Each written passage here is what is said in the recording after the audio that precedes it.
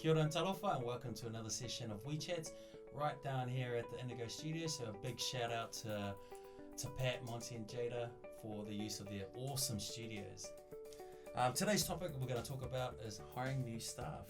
It's a bit of a challenge for most small businesses when they start going down this route. So hopefully we'll give you some few tips on how you can go about hiring that new staff member. Yeah, so a lot of people ask us, when do they know it's the right time to hire? Usually it's when you're under a lot of stress and you can't get through the work that you're doing and deliver on your promises to your customer.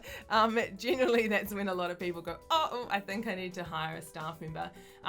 What we would suggest, the first thing that you do is to sit down and write a list of tasks that you're currently doing. Yeah.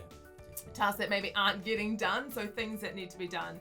And then basically have a look at that list and work out who it is that you're going to need. And I mean, my suggestion is if you can just keep doing yourself the things that you love to do, and then the things that you're procrastinating on that you don't like to do, then find somebody else to be doing those tasks, because those are the ones that you're probably not really getting to, you're not really doing properly.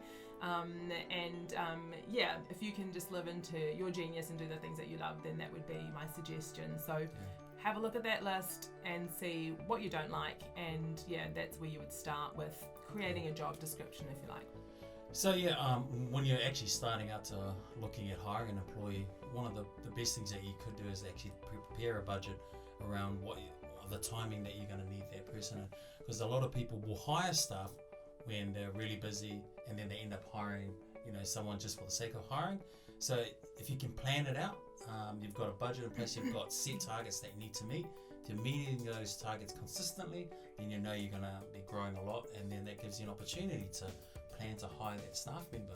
Yeah, and with the budget, it will be really helpful with whether you hire them on a full-time basis, a part-time basis, whether you hire them as a contractor, whether they're a casual staff.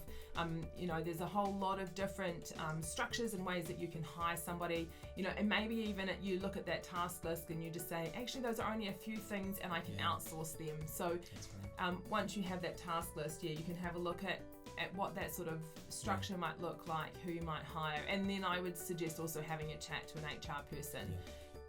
To just work out, you don't want to hire someone on a casual basis and find that actually you're doing that illegally and that they become a part-time or full-time staff member. Have a chat to an HR person. Yeah, definitely.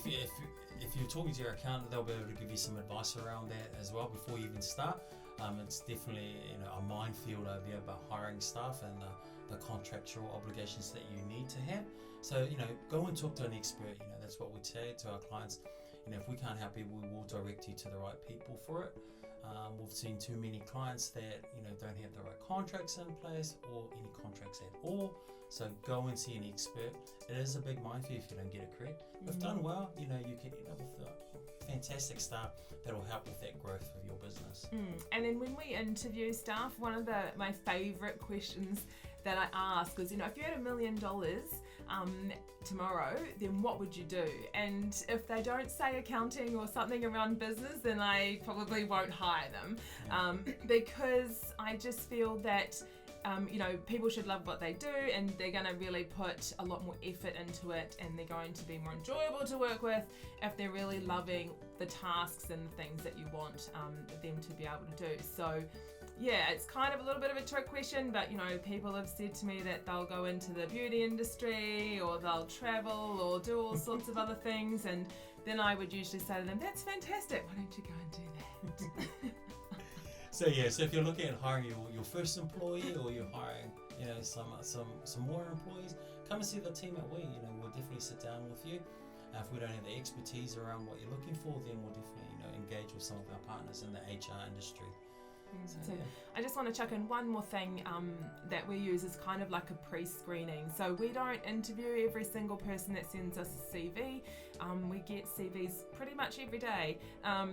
But what we do is, if I'm putting out a job advertisement, I tell them not to send their CV. I say, don't send me your CV.